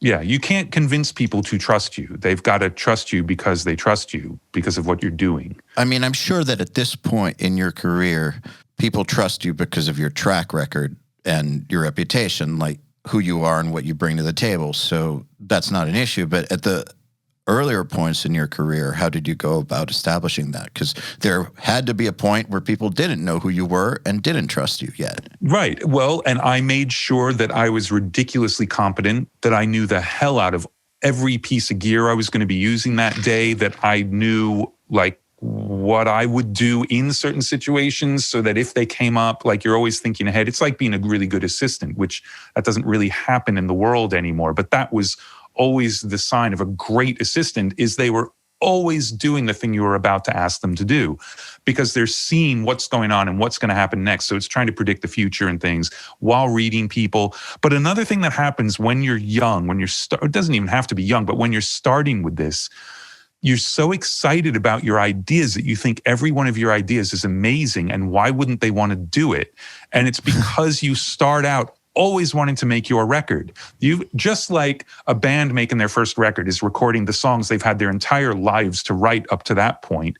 You working on that record, now you've got a chance to give out every idea that you've had in your entire life up to that point about what should happen during a guitar overdub, or what that part should be like, or the background vocals, or which percussion to use. And so it's really hard at the very beginning to realize that, hold on a second, wait, that's just my idea. But the way you have to do it, I don't even know how to get this into words, is you've got to, in your own mind, understand 100% what the artist's context is and what it is they're trying to do.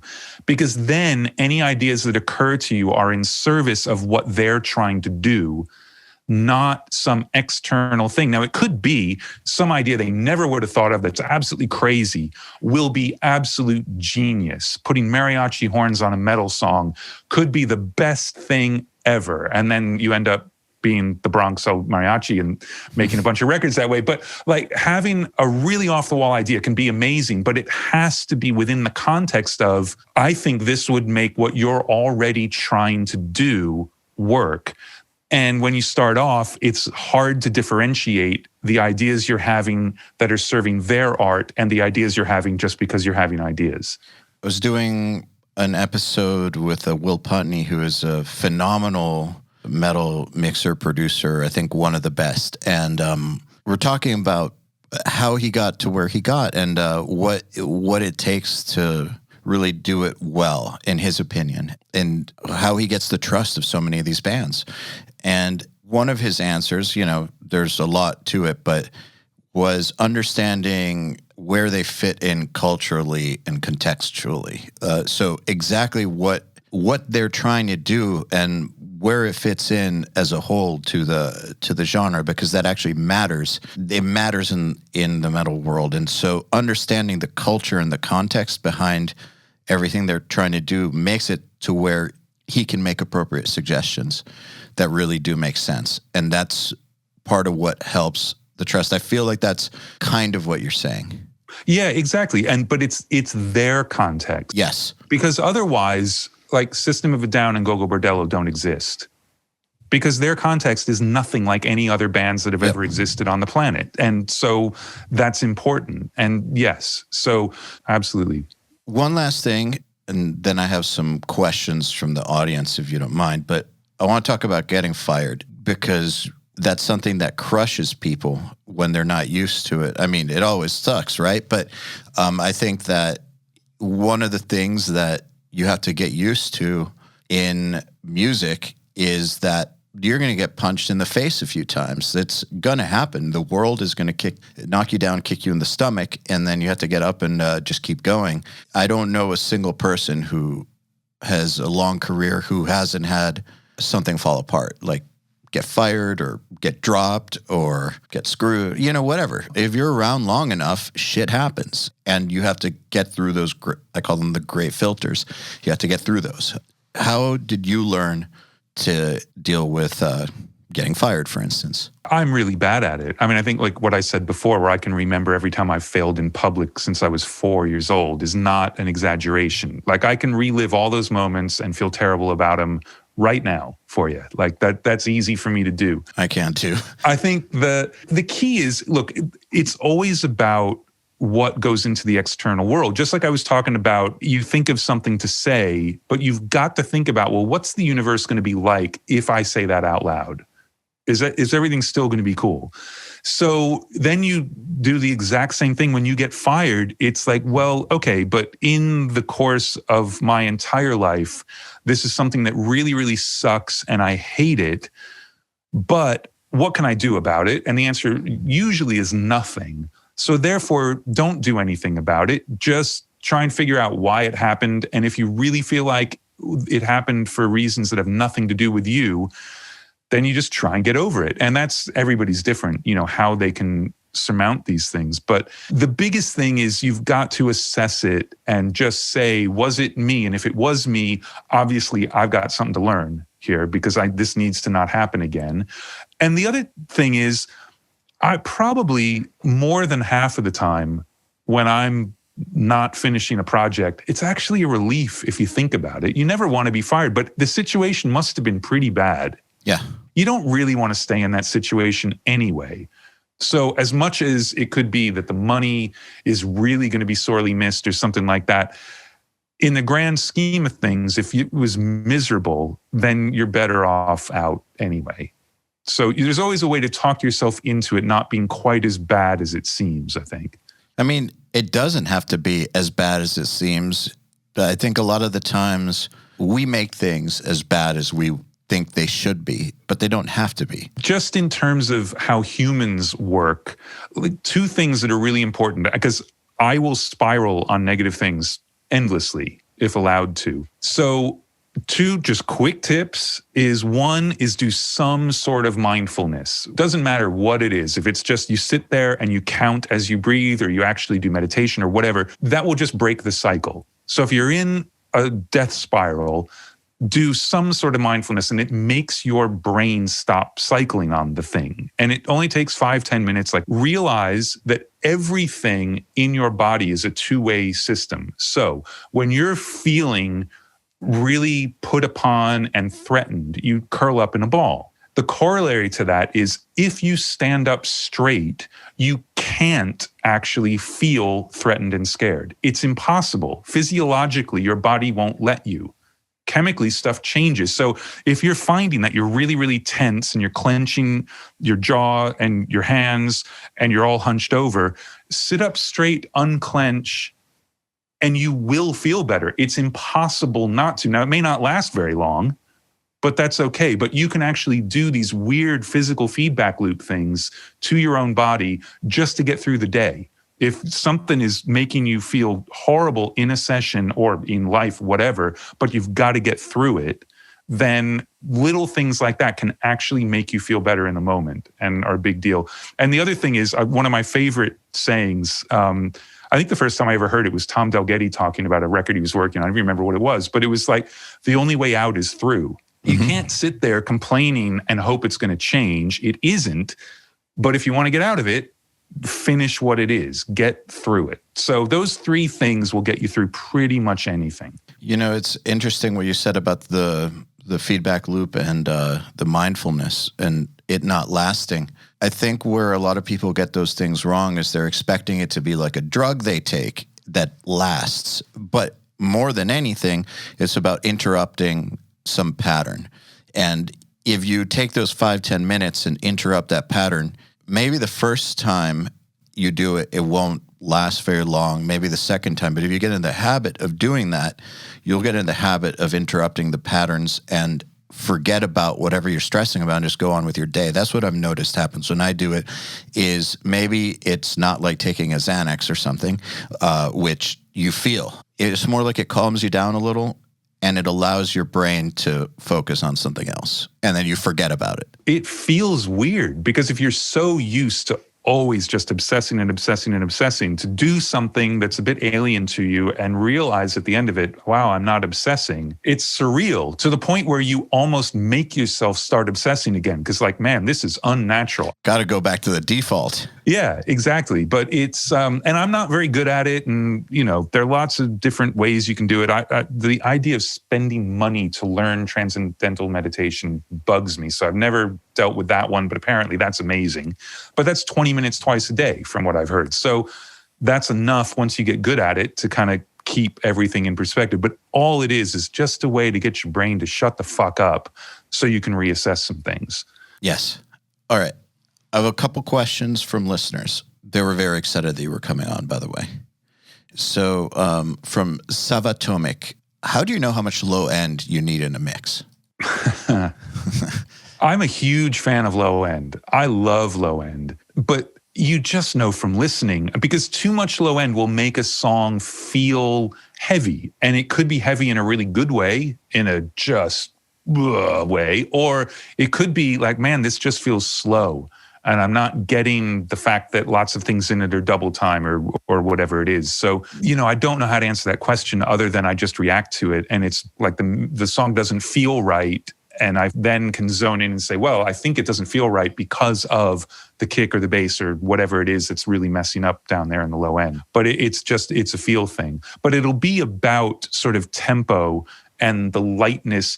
Like one of the mix comments I'd get from Rick Rubin a lot when I was mixing for him was, it needs to be lighter on its feet, that sort of thing. And low end will be the thing that will keep it from doing that generally. But you've just got to learn to listen to the sort of rhythmic drive of the song and know how much low end it can take before you're destroying that, I suppose. Do you believe that part of being a mixer or producer is developing your tastes? Like at the end of the day, that is kind of what you're getting hired for? Because I remember you said earlier that the genius of Rick Rubin is that his opinions and of things line up with the public. So his tastes essentially. So do you think that maybe that's part of it? Like your tastes for low end have to just be developed a certain way? Like we talked about before, and I could answer every question this way and everyone would hate me, but it only matters how you feel when you listen to it coming out of the speakers, and like that's it. So how much low end I need is exactly the amount of low end that makes me feel the way I want to feel when I hear it. It's a really shitty no answer. It's the truth. But it is actually the truth. But the mechanism is that you react emotionally and then you fix things technologically. It's all about going back to the tools and like, am I going to compress, distort, EQ, whatever? Those are the things you learn as you do it, but it is all about how you react emotionally when you hear it. It's funny. You made me think of something. You know, really, the answer to just about every question we ever get would make people hate us because the answer is, it depends. I mean, that's the truth. For just about every question in audio is, it depends. And music, it depends. It really does. But you can't really give that answer. No, you got to help people figure out how to figure out that it depends. Yeah, exactly. So, all right, question from Colton Madigan, which is, hey, Andrew, is it true that you used to put a mattress behind you while you were mixing on monitors as a room treatment? No, I've never actually done it, but I think I've suggested it many times for people asking about like, how do I set up a room to mix at home?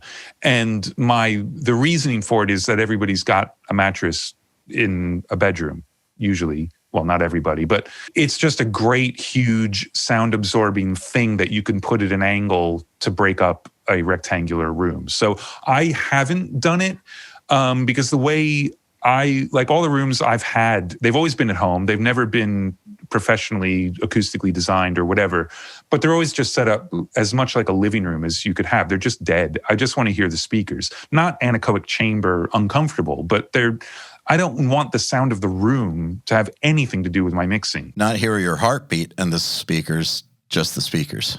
Yeah, exactly. So that's the general thing. But yeah, whatever you can do to just break up the acoustics of your room will make the room sound better. So a bookshelf full of books, don't line up the spines. You know, just push them randomly. Bookshelf full of records is great. They're all diffusers. They all make the room sound better, and they all break up the standing waves. Awesome. All right. Brad Ollis says, hi, Andrew. I've tried your rear bus technique on a few of my mixes. To my ears, there's always a point where it makes the mix sound quote unquote better. Not always the same amount every time, but it's there. So why shouldn't I always use this technique? And should I set this up early and mix into it top down style or add it after getting my initial balance? It depends. No, I'm not saying that. I have used it on every single mix I've done for the last 20 years, probably, some version of it. I'm actually using less and less and less of it now, to the point where there have been a couple of mixes recently where I haven't used it at all. So for people who don't know, it's just shared parallel compression. It's like an extra mix bus, but the drums aren't in it. And sometimes the bass isn't in it either, but it's everything else into a stereo compressor, and then you blend that in. There's no reason to use it or not to use it at all. Some people hate it. The trade-off is you're reducing your dynamic range, which, you know, when you say that out loud now, people say, oh my God, that's horrible. Don't reduce your dynamic range. Well, bullshit. You need to reduce your dynamic range to fit the mix through a hole so you can print the mix. Like, that's just it. That's what record making is making perceived dynamic range, but actually having it not have 120 dB dynamic range, because no one ever would be able to listen to your mixes. So anyway, you can reduce it by compressing it, and that takes the loud stuff and turns it down and leaves the quiet stuff alone. Or you can parallel compress, which basically takes the quieter stuff and turns it up, but leaves the peaks sounding natural. I personally react to that better. I like the natural, uncompressed peaks of things to be there, especially on drums and vocals. It's more exciting to me and more natural. I connect with it better. But the more parallel stuff you bring in, the messier the mix will get, and the less room there is around other things. Like, the instruments don't have their own space. You just have this wall, which can be exciting, but can also be really dense and horrible. So that's the trade-off between it. But I would say have it in from the very beginning, just like bus compression.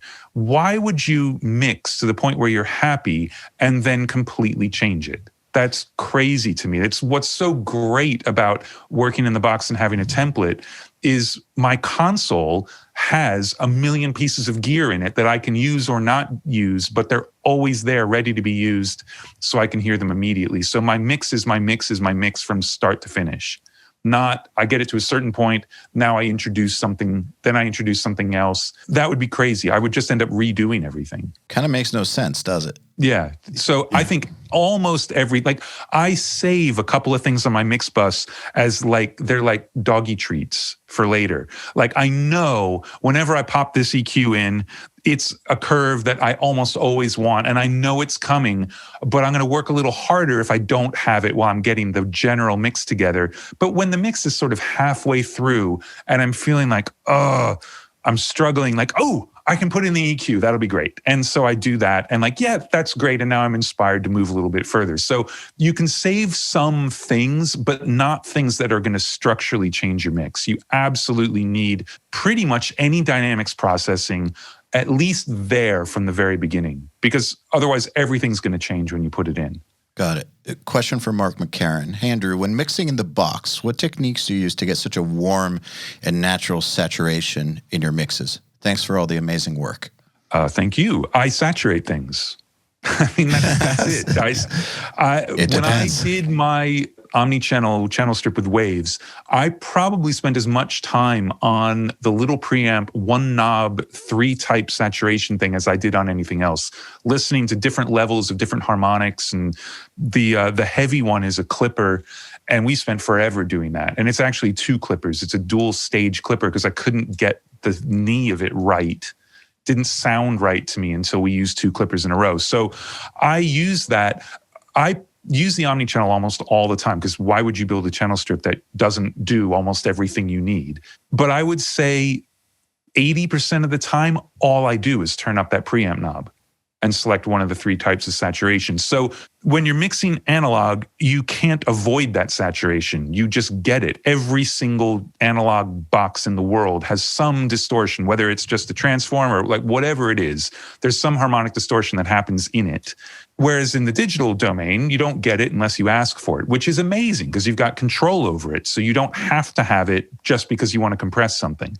But I have lots and lots of little bits of saturation all over the mix. Almost every track ends up with some. Got it. Question from John Silver. When using Waves L1 or L2, why do you have dithering activated? Well, you don't unless it's the very last thing on your mix, period. And that is, there's no reason to turn dither on unless you're about to go through a D to A. That's it. So when you do the math, if you're in Pro Tools, I think all of them now, it's 56-bit float or something like that. Maybe it's 64-bit float as you do the math, which means the precision is insane. If you dither, what dither is it's rounding. It does it in a really bizarre way by inserting noise that's 1/2 of a bit of the bit depth you're trying to do. So it randomizes the way it rounds things off, but it basically is just rounding off the math. So don't ever have dither on unless it's the very last stage, because what you're doing is you're rounding off numbers that you're then going to do more math with. So now you're less accurate. So don't put any dither on except the last limiter of your mix. And even that, if you're printing 32-bit float so that you can adjust the volume later on in mastering or whatever, and some mastering engineers will do that because you can recover the peaks, like the whole waveform is there. If you turn dither on there, you've just destroyed that, and you might as well print 24-bit because it is dithering it down to a 24-bit file. So no dither unless you're printing to a fixed bit depth file, and it's the last thing. Matt Grau is wondering, how do you approach overcoming plateaus if or when they show up in your engineering journey? Do you have a systematic approach to breaking them? Not really. I mean, things change all the time. My template, I resave it at least once a month. And so things are constantly moving.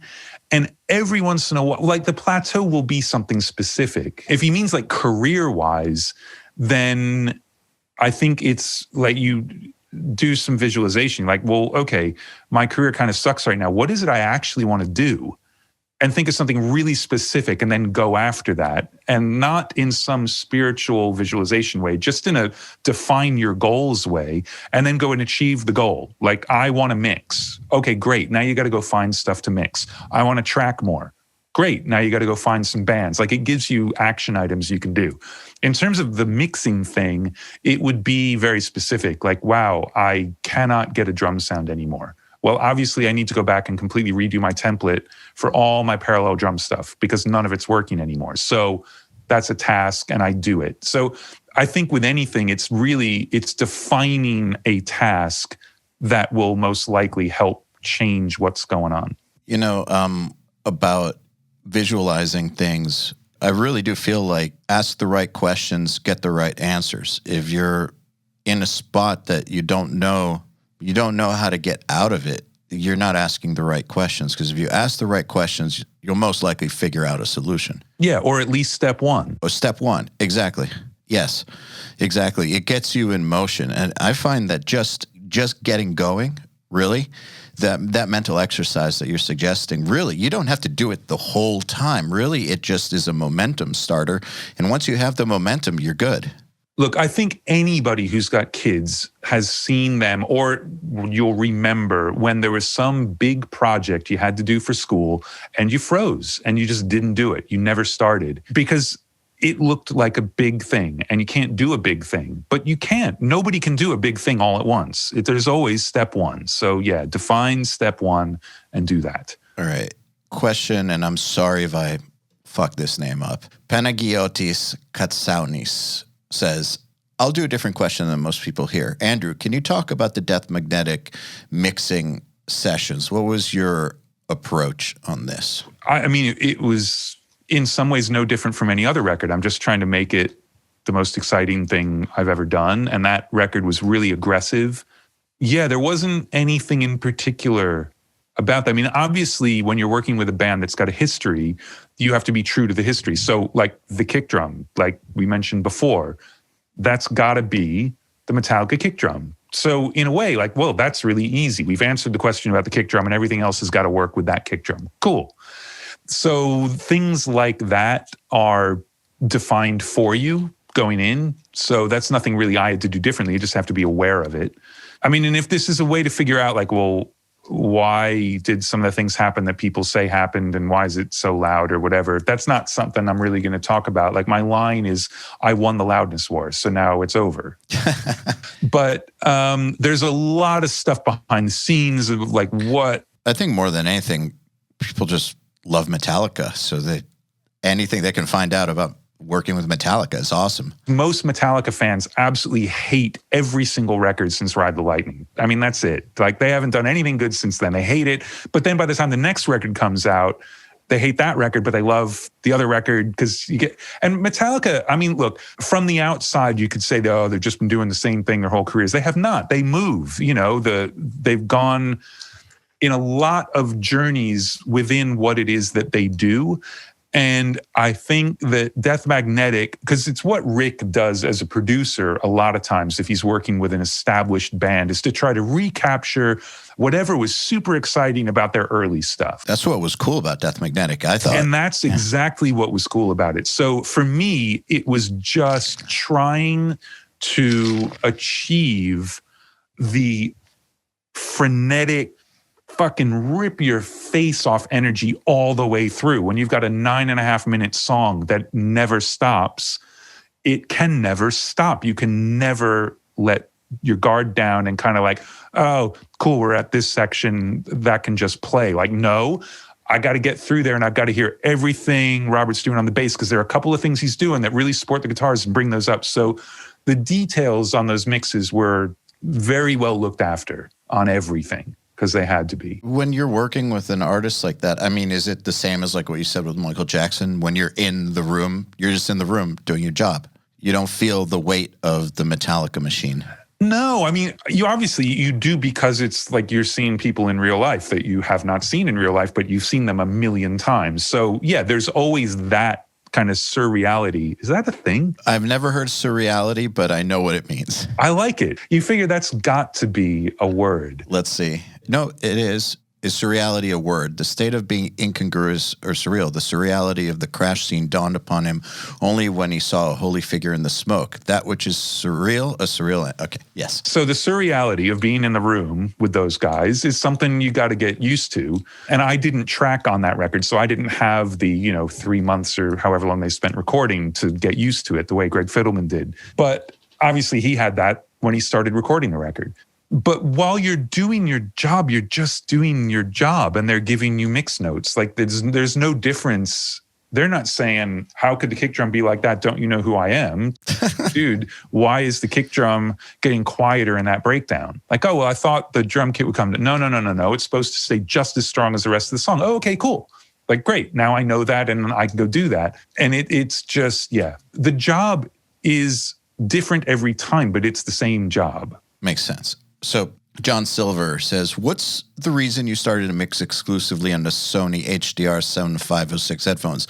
Is there something you always listen for and are careful about? And also, are you calibrating the headphones to have a flat frequency response, or do you know them really well to have everything translate in the way you picture it? Yeah, so I chose them because I owned them.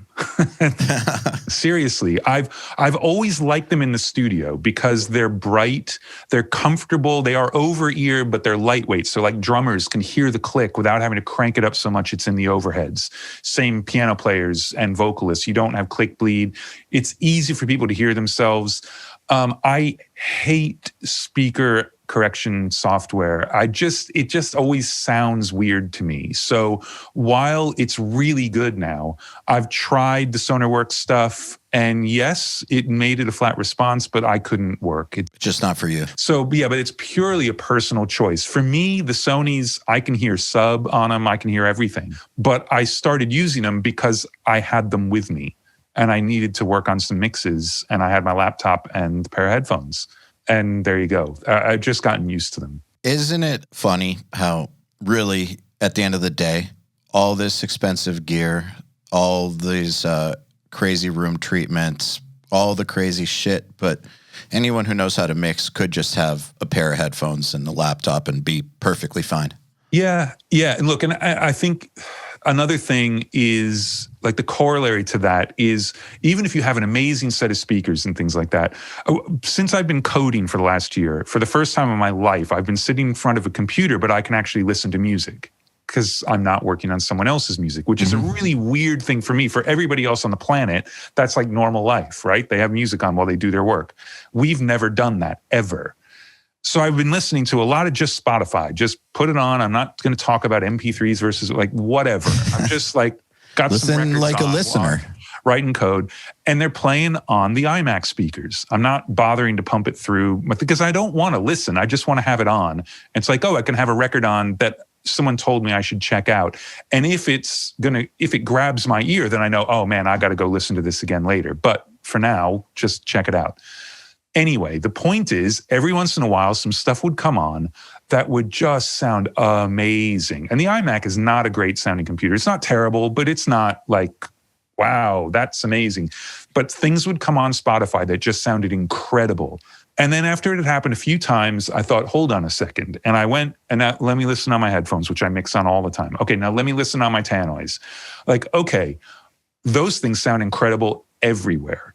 There were a couple of things that sounded amazing on the iMac and sounded bad everywhere else, but like only a couple of times did that happen. That's just some weird aberration. So anyway, the concept then becomes, if it's a great mix, it is great everywhere. It isn't just great on good speakers. It doesn't mean you've mixed for MP3, or like mixing for bad playback systems is the stupidest thing I could ever think of trying to do, because you can't go to everybody's house. But now I will actually use my iMac speakers as a place to check my mixes, because sometimes you put it up there and like, that's not good. And I know for a fact if it's not good there, it's not a great mix, because I've empirically checked that on other people's great mixes. Like Back in Black will sound good anywhere. Sure will. Okay, last question. This is from JC Gillard. How do you keep a good gain staging with parallel processing? Do you use post or pre-fader to send your signal to a parallel bus, and why? Thank you. Big fan of your work. Thanks very much. The gain staging thing as like a checking numbers, I don't do that at all, not even a tiny bit. Like the whole plugins are meant to work at certain levels is absolute ridiculous garbage. Unless it's a dynamics processor that has a threshold, then obviously it's meant to work with the audio versus the threshold level having something to do with each other. Right? I mean, that's just the way it works. But when you're into floating point math, you can't clip an EQ. It's impossible unless there's dither or some saturation or some modeling thing that is clipping. If you're just doing straight digital EQ, it can't clip. You can always turn it down later. So anyway, that said, the way I set my sessions up is all of the sends to parallel processing are post-fader with the fader at 0 and following the main pan, because I want an exact copy of what's going to my mix bus to go to the parallel bus. Because otherwise you get into these really crazy things where it could be panned one way going to the parallel bus, but then like you're just rearranging the guitars a little bit, like, no, man, let me try that acoustic on the other side. But it doesn't move. Like, it's kind of moved, but the parallel version is still on the left. So I always have them post-fader following main pan. So whatever I do to the balance within the drum kit or the balance within the guitar mics or balance of guitars versus guitars, all of that then cascades down into all the parallel stuff. So if I turn down the guitar here, it's down in every single parallel process, exactly like you would a reverb 90% of the time. You don't want to turn the vocal down, but have the send to the reverb be exactly the same, unless you're doing an effect where you end up with just reverb, right? So that's the way I structure everything. Then I work in Pro Tools, and the combination of VCAs and master faders as ways to either block, turn up and down masses of source tracks, but keeping all the relative balance the same, or being able to reach inside the mixer and do some of that gain structure stuff I was talking about. Like if the processing has made something crazy loud, with a master fader, you actually reach inside the mixer and turn it back down before it goes off into the rest of the mixer. So a combination of VCAs and master faders is how I do it, but I do it, it's all by ear. Mm-hmm. It's all like when you've used something like the rear bus, which for me, it's just two 1176s. I've been using that in hardware and now in software for 20 years. So I hear when it's too much or too little. But it's also set up with my template that's gotten tweaked and tweaked and tweaked and tweaked over the years, that if the level hitting my mix bus is right, then the level hitting the rear bus is right. And all I'm doing is turning up and down the return to see how much of it I want. I'm never looking at it to see how much it's compressing, because since everything is post-fader and follow main pan, everything follows everything. If I turn something up, it's louder everywhere. If I turn everything up or down, it's up or down everywhere, and everything interacts in that way. And there's always just this kind of sweet spot. And it's not, the sweet spot's big. You know, it's a couple of dB either way. It's not like, oh my God, that's perfect, don't touch it. It's just like, wow, I'm beating the shit out of something, and I've got one VCA that turns down every single audio track in the session. Pull that down 2 dB, like, oh, okay, cool. Now I'm good. Yeah, awesome. Well, Andrew, thank you very much for taking the time. It's been a pleasure talking to you. Really appreciate it. Excellent. Thanks so much for having me. This is great. Anytime. Okay, then. Another URM podcast episode in the bag. Please remember to share our episodes with your friends, as well as post them to your Facebook, Instagram, or any social media you use. Please tag me at EYAL Levy URM Audio, and of course, please tag my guests as well. Till next time, happy mixing. You've been listening to the Unstoppable Recording Machine podcast. To ask us questions, make suggestions, and interact, visit urm.academy and press the podcast link today.